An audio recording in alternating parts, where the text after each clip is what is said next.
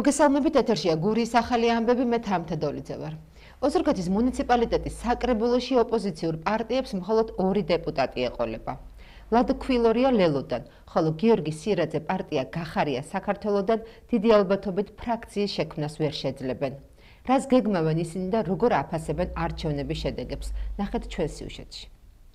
ადგილობრივი თვითმმართველობის არჩევნების შედეგად გურიის რეგიონის 3-ვე მუნიციპალიტეტში ქართულმა ოცნებამ უკლებლივ ყველა სამაჟორიტორო ოლქი მოიგო და პროპორციულ ნაწილშიც აქამდე არნახული უმრავლესობა მოიპოვა.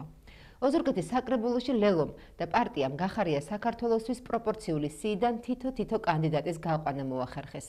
დიდი ალბათობით ოპოზიცია ამოწვევის საკრებულოში ფრაქციის შექმნასაც ვერ შეძლებს.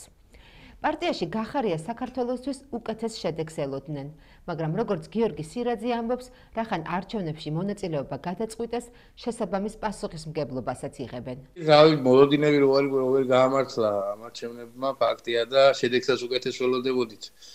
მაგრამ რაც არის თუ შევდივარ და ვიღებთ მონაწილეობას, მე შედეგებსაც ვიღებ და პასუხსაც ვაგებ და ჩემს შესვლას რაც შეეხება, ეგეც მოულოდნელი იყო, არ მეგონა რომ მარტოშიც მოხდებოდი საკრებულოში, მაგრამ პასუხისმგებლობა არის უდიდესი და იმის თქმა შემიძლია რომ კიდე რაღაც მოლოდინის რეჟიმში ვართ, მაგრამ ჯერ არ არის საბოლოოდ დადასტურებული, მგონი 14-ში უნდა იყოს წესით რა როგორ იქნება და რამდენადაც ვიცი ლადოს გარდა არავინ არ შეებოდის ის საკრებულოში და ფრაქციის სახით ჩვენ ვერ გვექნება მინიმუმ 3 ადამიანი ჭირდება ფრაქციას და თანამშრომლობის სახით ნებისმიერთან კალიხილება თანამშრომლობა ჩვენი ქალაქის საკეთილდღეოდ და კარგი საქმეების გასაკეთებლად და მათ შორის რა თქმა უნდა ლადოსთანაც.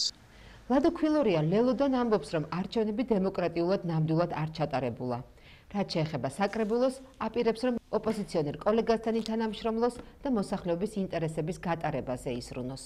დაახლოებით 96 წლის შემდეგ არჩევნებს უყურებ და ადგილობრივი თვითმმართველობის არჩევნებში არც ადროს არ ქონია მართველ პარტიას ამ დონის პროცენტი 86% და თქვენს კარგად მიხდებით, რა დონის დემოკრატიულადაა ჩატარებული არჩევნები. მეც არ ვიტყვი.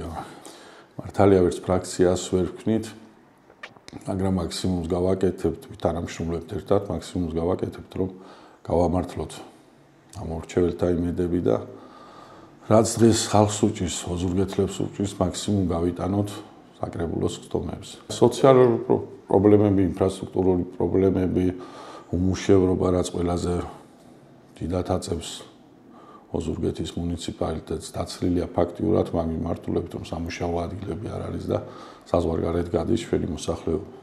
თან იმ ევროპაში, რომელი ევროპაც ჩვენ მართველ პარტიას არ უნდა.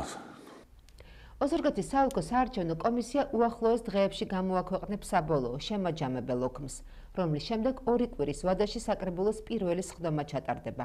სავარაუდოდ პირველი სხდომის ჩანიშვნა ოქტომბრის ბოლოს, ნოემბრის დასაწყისშია მოსალოდნელი. საქართველოს ვერ დაატყვევებ.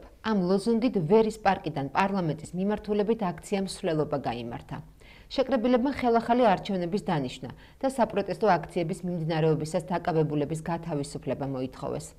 აქცია პერფორმანსის ფარგლებში მოქალაქეებს ზოლიანი ტანსაცმელი ეცვათ, რითაც მათივე თქმით მხარდაჭერა გამოუცხადეს დაკავებულ პირებს. წაიკითხეს მათი მიმართვებიდან კონკრეტული ამონარიდებიც. ყოველ ჟამს ვიქნებით ავანგარდში, ყველაფერს გავაკეთებთ იმისთვის, ჩვენი შვილები დავიხსნათ, ჩვენი გოგობიჭები დავიხსნათ და თავისუფალ საქართველოს ვიცხოვროთ. მართულ ხლარტი ვიჭირავს, იმიტომ რომ ჩვენი შვილები ყავს დაპატიმრებული ქართულ ოცნებას. ამიტომ სიურპრიზად დარჩება, როცა მივარ თავისუფლების მოედანზე, რატომაც ვიჭირავს ეს მართულ ხლარტი. აუცილებლად და ზუსტად ეს არის იმის სიმბოლო, რომ მათ აი მართულ ხლარტები ვერ შეგვაშინებს ვერც ჩვენ და ვერც დაპატიმრებულ ბიჭებს და გოგოებს ვერავის ვერ შეაშინებს. ჩვენ ვართ საქართველოს უმეტესობა და ქართული ოცნება არის 20%. მეტი აღარა. ამიტომ ვერ შეგვაშინებენ. ვის ეკისრება პასუხისმგებლობა 4 ოქტომბერს განვითარებულ მოვლენებზე? ოპოზიციაში ურთიერთბრალდებები არ წყდება. კითხვა ისევ პასუხგაუცემელია ორგანიზატორების მხრიდან.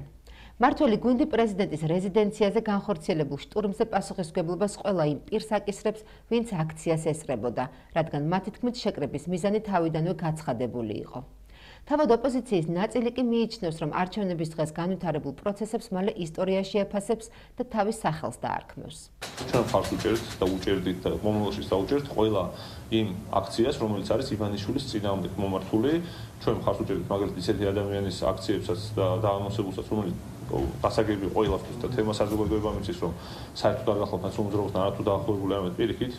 ძირითადად შემთხვევაში ვთქვათ აპლისკირებული გულწრფელ სამომეზურობის შულს, არც მასთან დაკავშირებით თამამთამასე არ იყო ეს მაგალითი ძალიან კარგი, რომ როდესაც მან შეფურება პრეზიდენტის სასახლეს და საერთოდ უწევთ მისი გეგმების შესახებ, სადაც ასევე ჩვენ აღმოჩნდით, უბრალოდ მთლიანად ეს სიტუაცია, სადაც მუდმივად არის დაძაბულობა და კრიზისი ქვეყანაში, არის ერთი კაცის დამსახურება, რომელმაც გადაწყვიტა, რომ პირადი ძალაუფლების და ფულის გამო რაღაც ნაწილი საზოგადოების დაატყვევოს, გახიზნოს. შვიდობიანი დამხობა ეს იყო პროვოკაცია. ყველა ეს ადამიანი, ვინც აორგანიზებდა ამ პროვოკაციას, არის რა თქმა უნდა დამნაშავე. ყველა ეს ადამიანი, რომელიც მოუწოდებდა ჩვენს მოქალაქეებს, რომ არ მისულიყვნენ საარჩევნო უბნებზე, ეს ადამიანები არიან დამნაშავეები. ამ ყველაფრის ორგანიზატორი იყო ნაციონალური და ახლა იმაში შესვლას ნამდვილად არ ვაპირებ ნაცებიდან, რომელი ღვთაუფრო დამნაშავე იყო ამ პროვოკაციის ორგანიზებაში და ამ ყველაფერში. საბოლოოდ დადგა შედეგი ის, რომ კიდევ უფრო მეტად გაძლიერდა ოცნების რეჟიმი და ამ ყველაფერმა კიდევ ხელი შეუწყო ჩვენს მოქალაქეებზე უფრო მეტ ძალადობას. რაც მოხდა, ალბათ ყველაზე მოკლედ შეიძლება შეფასდეს როგორც ქართული ოცნების სპეცოპერაცია. და შესაბამისად ყველაფერი ის რაც მოხდა წინასწარ იყო დაგეგმილი ან ორგანიზებული რაღაც დონეზე ქართული ოცნების ოფისში. ის ვინც პასუხისმგებელია მაგალითად 4 ოქტომბერზე და უამრავ ტყუილებზე რაც ახამდე ხდებოდა, ნამდვილად არ უნდა დარჩენილ ქართულ პოლიტიკაში და უნდა დაგვემშვიდობონ, კარგი იქნებოდა თუ ამურჩეველიც უბიძგებდა მათ აქეთკენ. ეს არის მთლიანად კოლექტიური ნაციონალური მოძრაობის პასუხისმგებლობა. რა თქმა უნდა, ის აქტორები, რომლებიც მოქალაქეებს მოუწოდებდნენ 4 ოქტომბერს შეკრებილი იყვნენ და დაემხოთ, ასე ვთქვათ, სახელმწიფო წყობილება, ალბათ სხვათა შორის პასუხისმგებლობას, მინიმუმ პოლიტიკურ პასუხისმგებლობას და მორალურ პასუხისმგებლობას ლელოც ვერ გაექცევა, ვინაიდან ისინიც მოუწოდებდნენ თავიანთ მომხრეებს, რომ ჯერ არჩევნებზე მობრძანდით და შემდეგ უკვე შეუერთეთო დამხობის აქციასო. რა თქმა უნდა, ყველა ეს ორგანიზატორი არის ამ ყველაფერზე პასუხისმგებელი. უცხო ქვეყნის ტერორისტულ ორგანიზაციაში გაერთიანებისა და ტერორისტულ საქმიანობაში დახმარების ბრალდებით საქართველოს 3 მოქალაქე დააკავეს. საპოლიციო მოქმედებები სასამართლო განჩინების საფუძველზე აჭარის რეგიონში ერთდროულად 5 სხვადასხვა ადგილას ჩატარდა. სუსის განცხადებით ხსენებული დაჯგუფების წევრები გეგმავდნენ ტერორისტული ორგანიზაცია ისლამური სახელმწიფოს გავლენიანი წევრების საქართველოში არალეგალურად შემოყვანას და მათი ლიდერობით გარკვეული პლაცდარმის მოწყობას. რითაც უზრუნველყოფდნენ თანამოაზრეების არალეგალურად დახვედრა დაბინავებას, ლოჯისტიკური მომსახურების გაწევას და ტერორისტული მიზნებისთვის საქართველოს ტერიტორიის ტრანზიტულად გამოყენებას. უსაფრთხოების სამსახურის კონტრტერორისტულმა ცენტრმა უცხო ქვეყნის ტერორისტულ ორგანიზაციაში გაერთიანების და ტერორისტულ საქმიანობაში დახმარების ფაქტზე მიმდინარე გამოძიების ფარგლებში სასამართლოს განჩინების საფუძველზე აჭარის რეგიონში ერთდროულად 5 სხვადასხვა ადგილას სპეციალური ღონისძიება ჩაატარა. შედეგად დაგავებულია საქართველოს 3 მოქალაქე. კონტრტერორისტული ცენტრის მიერ გატარებული ოპერატიულ სამძებრო და საგამოძიებო მოქმედების შედეგად მოპოვებული მტკიცებულებების საფუძველზე გამოვლინდა გარკვეული ტერორისტული აქტივობები. ტერორისტული იდეოლოგიაზე ჩამოყალიბებული ეგრეთ წოდებული თექბირისტების ჯამაათის წევრებს კავშირი ჰქონდათ ტერორისტული ორგანიზაცია ისლამური სახელმწიფოს უცხო ქვეყანაში მყოფ გავლენიან ლიდერებთან, რომელთა მითითებით და სამომავლო ტერორისტულ მიზნებისთვის ჯამაათის სახით ჩამოაყალიბეს რადიკალურ ისლამისტურ იდეოლოგიაზე დაფუძნებული დაჯგუფება. ისინი გამოირჩეოდნენ განსაკუთრებული აგრესიით სხვა რელიგიის მიმდევრების მიმართ. საქმეში არსებული ინფორმაციით ხსენებული დაჯგუფებების წევრები გეგმავდნენ ტერორისტული ორგანიზაცია ისლამური სახელმწიფოს გავლენიანი წევრების საქართველოში არალეგალურად შემოყვანას და მათი ლიდერობით გარკვეული პლაცდარმის მოწყობას. რითაც უზრუნველყოფდნენ თანამოაზრეების არალეგალურად დახვედრა, დაბინავებას, ლოჯისტიკური მომსახურების გაწევას და ტერორისტული მიზნისთვის საქართველოს ტერიტორიის ტრანზიტულად გამოყენებას. დღეს დილით გამთენისას ჩატარებული საგამოძიებო მოქმედებების შედეგად ამოღებულია ტერორისტული სიმბოლიკის ამსახველი ნივთები, ასაფეთქებელი ნივთიერებები, დიდი რაოდენობით საბრძოლო მასალა და ცეცხლსასროლი იარაღები, სამხედრო აღჭურვილობა, მობილური ტელეფონები და სხვა სახის ელექტრონული ინფორმაციის მატარებელი მოწყობილობები, განსაკუთრებით დიდი ოდენობით სხვადასხვა ვალუტის ფულადი თანხა და გამოძიებისთვის მნიშვნელოვანი სხვა მტკიცებულებები. გამოძიება საქართველოს სისხლისამართლის კოდექსის 226 და 322 მუხლებით მიმდინარეობს, რაც ცეცხლსასროლი იარაღის, საბრძოლო მასალის, ფეთქებადი ნივთიერების მართლსაწინააღმდეგო შეძენა შენახვას უცხო ქვეყნის ტერორისტულ ორგანიზაციაში გაერთიანებას და ტერორისტულ საქმიანობაში დახმარებას გულისხმობს. დანაშაული 17 წლამდე თავისუფლების აღკვეთას ითვალისწინებს. აჭარის პოლიციის დეპარტამენტის თანამშრომლებმა თურქეთის რესპუბლიკის სამართალდამცავ ორგანოებთან ერთად 1990 წელს დაბადებული წარსულში არაერთი დანაშაულისთვის ნასამართლები პირი დააკავეს.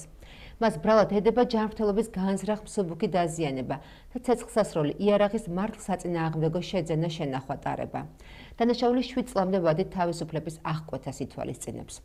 გამოძიებით დაადგინდა, რომ ბრალდებულმა ბათუმში ყოფით საკითხზე დაწყებული კონფლიქტის ნიადაგზე 1991 წელს დაბადებული პირი ცეცხლსასროლი იარაღიდან გასროლით დაჭრა და შემთხვევის ადგილიდან მიიმალა. ბრალდებული ცხელყვალზე დააკავეს. შინაგან საქმეთა სამინისტროს გენერალური ინსპექციის თანამშრომლებმა ქრთამის აღების ბრალდებით 1975 წელს დაბადებული პირი მოსამართლის განჩინების საფუძველზე დააკავეს. დანაშაული 9 წლამდე თავისუფლების აღკვეთას ითვალისწინებს. გამოძიებით დაადგინდა, რომ აჭარის პოლიციის დეპარტამენტის ბათუმის საქალაქო პერსონალური ინფორმაციის კანონად გაცემის სანაცვლოდ ამის სახით ჯამში 1000 ამერიკული დოლარი აიღო. გამოძიება სისხლისამართლის კოდექსის 328 მუხლის პირველი ნაწილით მიმდინარეობს, რაც ქრთამის აღებას გულისხმობს. დღეისათვის სულ ეს იყო, მე მომავალ შეხვედრამდე გემშვიდობებით, კარგად ბრძანდებოდეთ.